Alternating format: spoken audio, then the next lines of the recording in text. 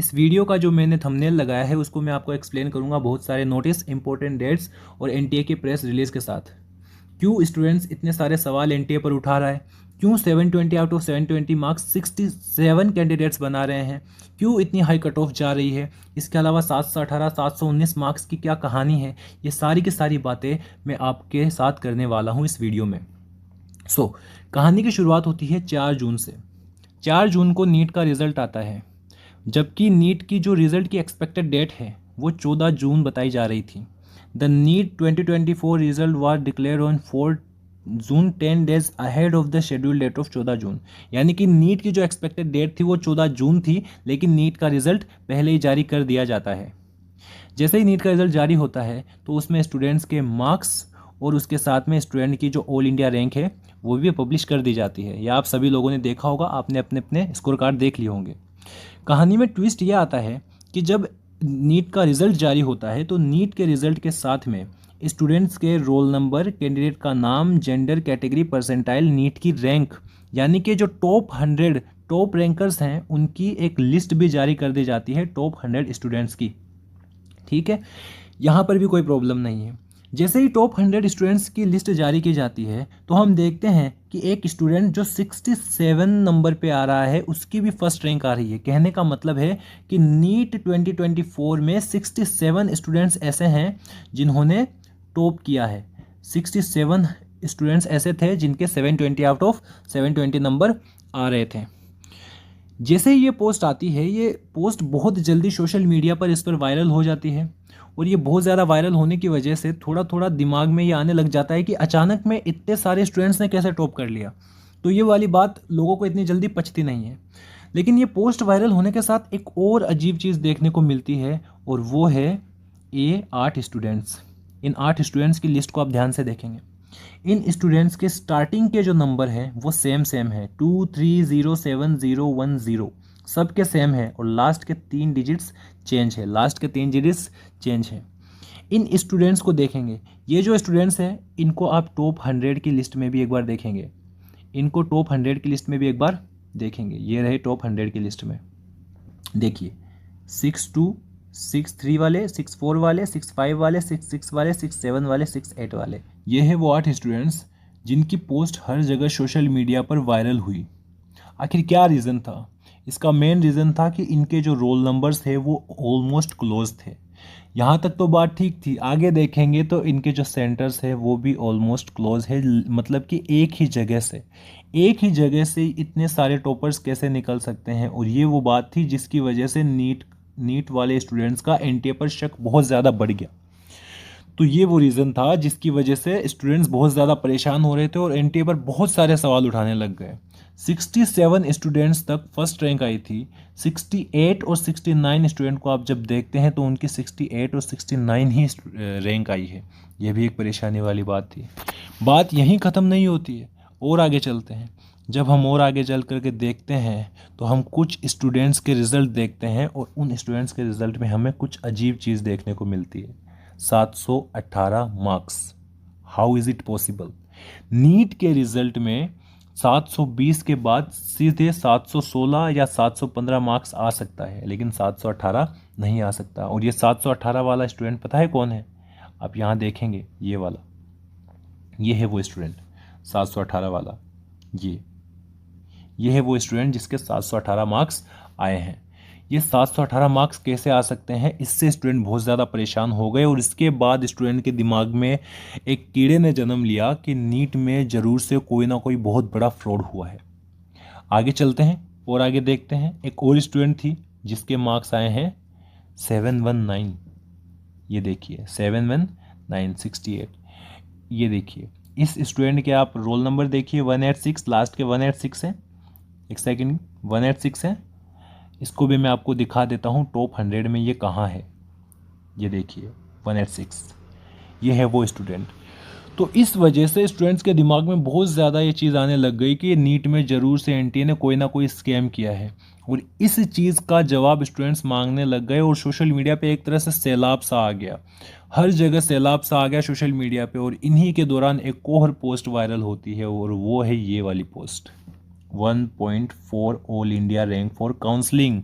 Rank 1.4 decimal में rank, पहली बार NEET के इतिहास में हुआ है कि नीट के रिजल्ट में डेसिमल में रैंक आई। तो ये कुछ ऐसे इंसिडेंट्स थे जिसकी वजह से स्टूडेंट्स बहुत ज़्यादा परेशान हो गए और स्टूडेंट्स ने बहुत सारे सवाल करने शुरू कर दिए, और ये परेशानी बढ़ती ही गई, बढ़ती ही गई। बढ़ने का कारण था एनटीए चुप था, एनटीए इसका कोई जवाब नहीं दे रहा था। जिस दिन ये रिज़ल्ट आया उस दिन शाम तक बहुत सारी पोस्ट ऐसे वायरल हो चुके थे, ये पोस्ट बहुत ज़्यादा वायरल हो चुके थे, हर जगह पहुंच चुके थे। इसके बाद देर रात को एनटीए अपना इसमें जवाब देता है, देर रात को एनटीए जवाब देता है। देखिए, NEET UG result 2024 are now live, check your scorecard at this site, enter your application number and date of birth, ensure your scorecard includes your photo and barcode और re-download it if it missing, best of luck। आगे चलते हैं, आगे देखते हैं। यह है NTA का एक्स अकाउंट, यह है एनटीए का एक्स अकाउंट, जिसे ट्विटर अकाउंट हम बोलते थे, अभी एक्स हो गया है एक्स अकाउंट। इस एक्स अकाउंट पर एनटीए एक फ़ोटो जारी करता है, ये एक फ़ोटो है जो एनटीए जारी करता है अपनी वेबसाइट के साथ में, ठीक है। इस फोटो में एनटीए ने क्या लिखा था, पढ़ते हैं। देखिए एनटीए क्या लिखता है इस फोटो में। एनटीए लिखता है कि जो स्टूडेंट्स के 718 और 719 मार्क्स आ रहे हैं वो क्या रीज़न से आ रहे हैं, किस वजह से आ रहे हैं, उसके बारे में एनटीए बताता है। हम इत्मीनान से पढ़ते हैं, आराम से पढ़ते हैं, समझते हैं क्या बोलता है एनटीए। एनटीए कहता है, NTA received few representation and court cases from the candidates of NEET UG 2024, raising concern of loss of time during the conduct of the examination on 5/5/2024। NTA को बहुत सारे रिप्रेजेंटेशन और कोर्ट केसेस मिले हैं कि उनका टाइम लॉस हुआ है एग्ज़ाम सेंटर पर एग्ज़ाम वाले दिन। Such cases representations were considered by NTA, ये केसेस एनटीए ने इनको समझा।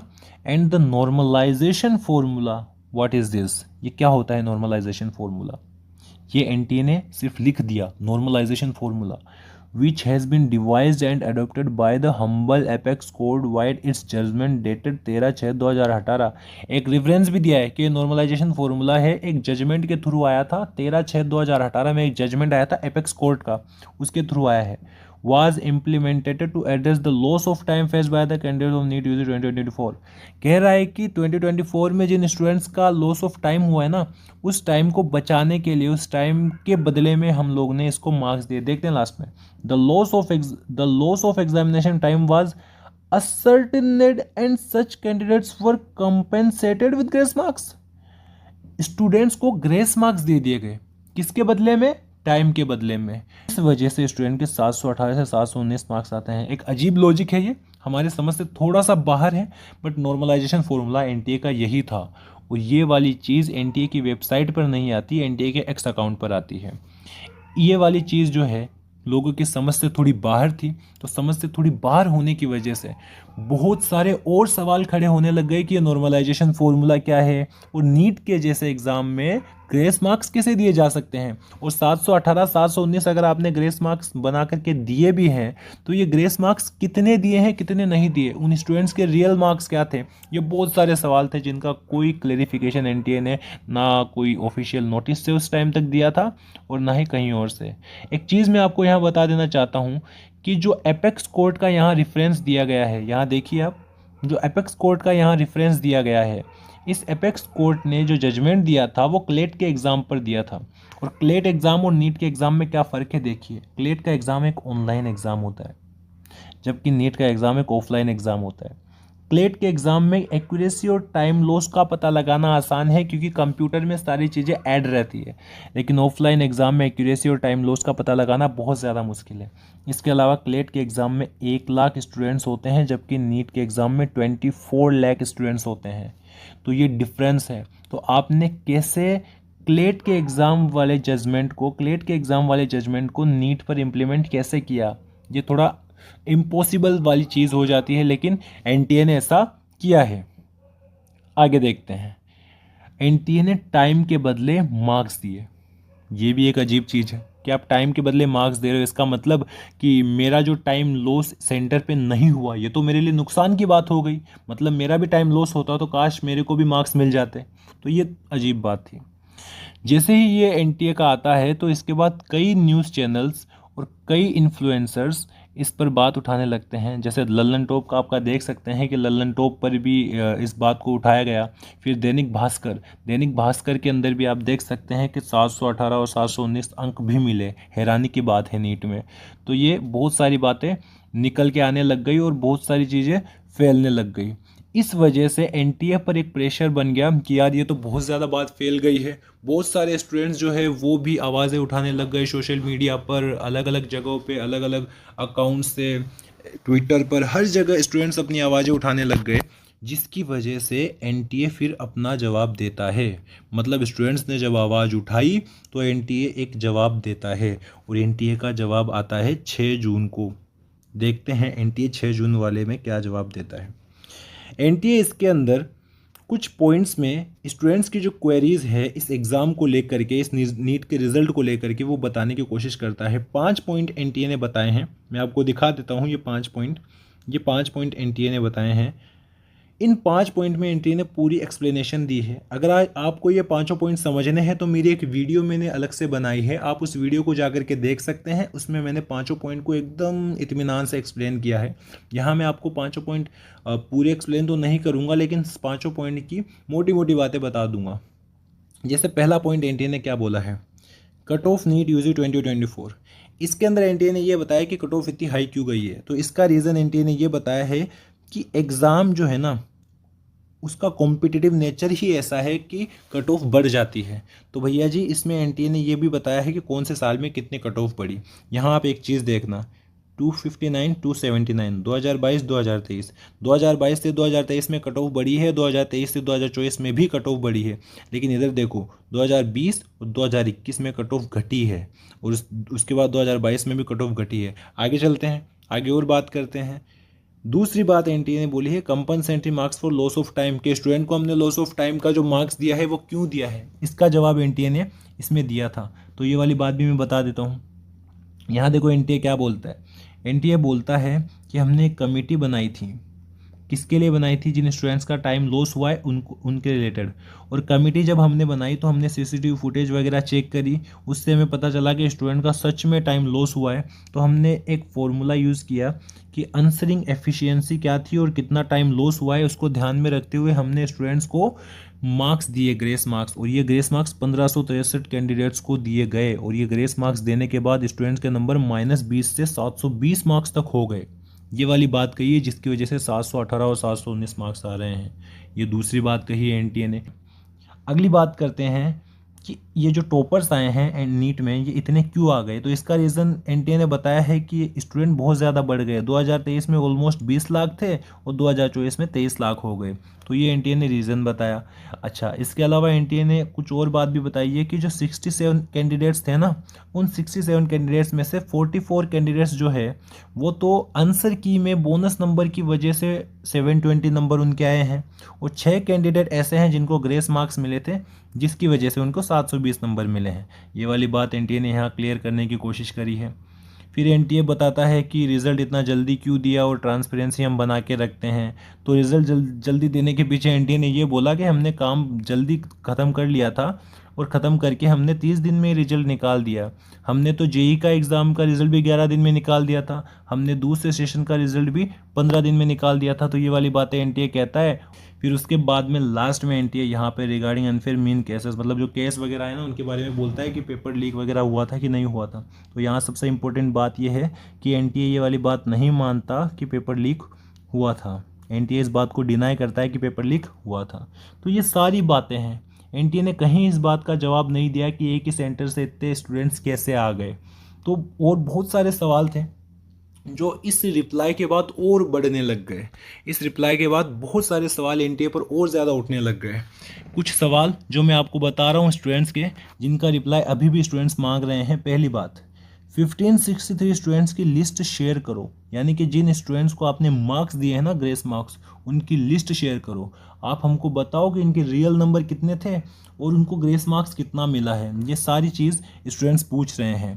फिर अगली बात, स्टूडेंट का जो अगला सवाल होता है वो ये है कि एक ही सेंटर से इतने टॉपर्स कैसे आए, इसका तो कोई क्लैरिफिकेशन इस रिप्लाई में एनटीए ने दिया ही नहीं है। तो ये भी एक सवाल है स्टूडेंट्स का। इसके बाद अगली बात, why only 1563 students from 4 states. NTA ने ये बोला था कि 4 स्टेट के लोगों ने हम पर केस फाइल किया है, जिसकी वजह से हमने उनको ग्रेस मार्क्स दिया है क्योंकि उनका लॉस ऑफ टाइम हुआ था। तो क्या 4 स्टेट्स के स्टूडेंट सिर्फ 1563 स्टूडेंट ही थे? तो ये वाली भी एक सवाल है। इसके बाद रिज़ल्ट इतना जल्दी रिलीज़ क्यों किया गया, मतलब जिस दिन जनरल इलेक्शंस थे उसी दिन रिज़ल्ट हमारा आया है, तो रिज़ल्ट इतना जल्दी रिलीज़ करने का क्या रीज़न था? अगर रिलीज़ किया ही था तो सही तरह से करते। तो ये भी एक प्रॉब्लम वाली बात थी।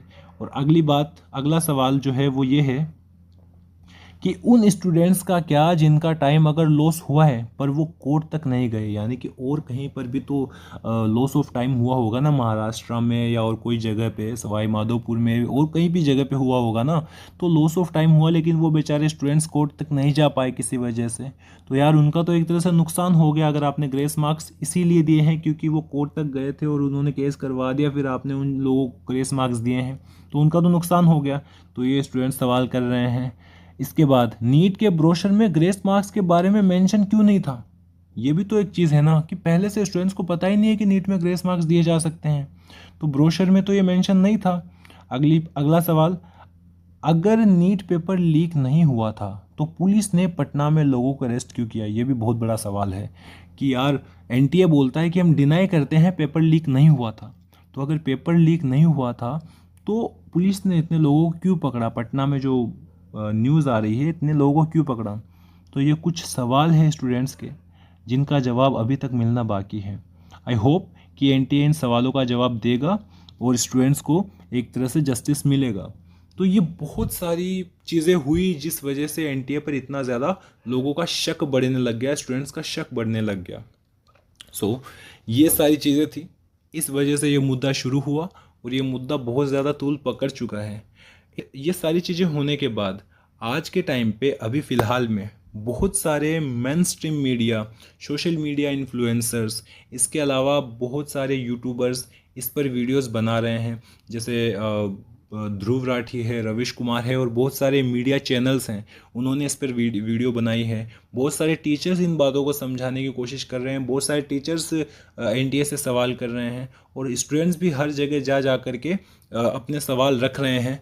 इस वीडियो को देख कर के आपको समझ में आया होगा कि क्या प्रॉब्लम थी जिसकी वजह से स्टूडेंट्स इतना परेशान हो रहे हैं। देखो कोई भी परेशान नहीं होना चाहता है, लेकिन अगर स्टूडेंट्स के सवालों के जवाब अगर उनको नहीं मिलेंगे तो स्टूडेंट परेशान होगा ही। So thank you so much, please share and subscribe our channel.